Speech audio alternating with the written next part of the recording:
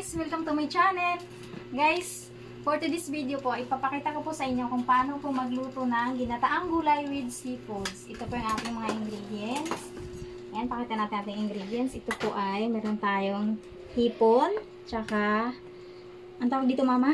Alimasag.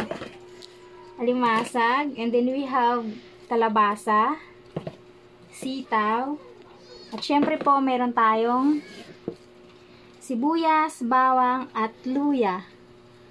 And, kuko mama fresh gata. So, ayan guys, magsisimula na po tayo magluto. Ayan guys, antayin na natin mainit ang ating mantika para ilagay na natin ang ating bawang.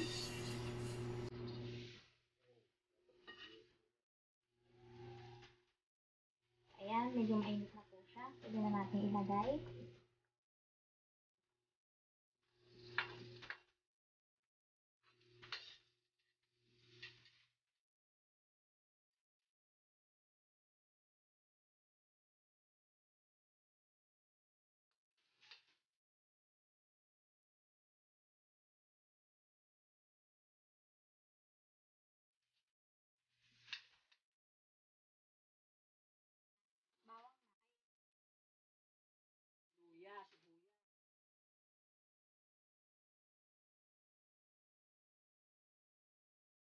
Sibuyas at luya.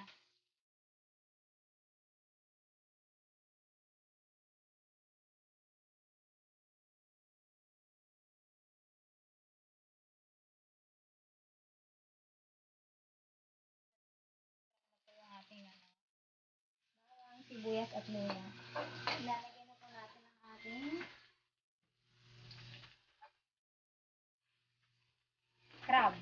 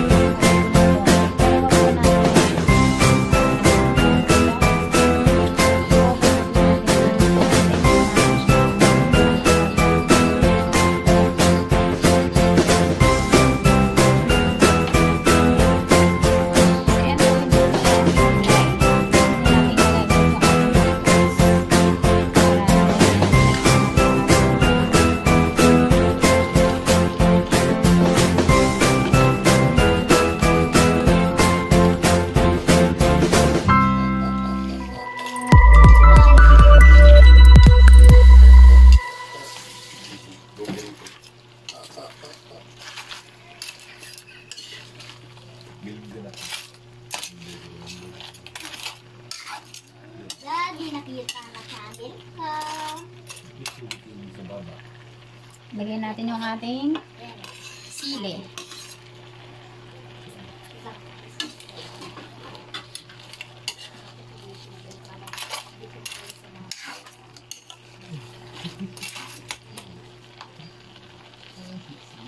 At ito na guys, ang pinaka-star ng ating niluluto. Ang kumamafish kata. Tapos 2 subscribers. Cellphone ni Mami nasa. Ay, nagamit mo na. Tapos antayin natin siyang maluto.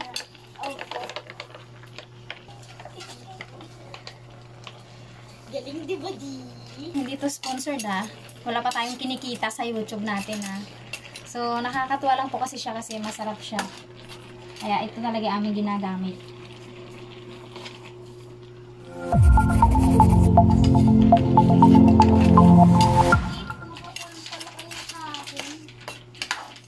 Tikman natin.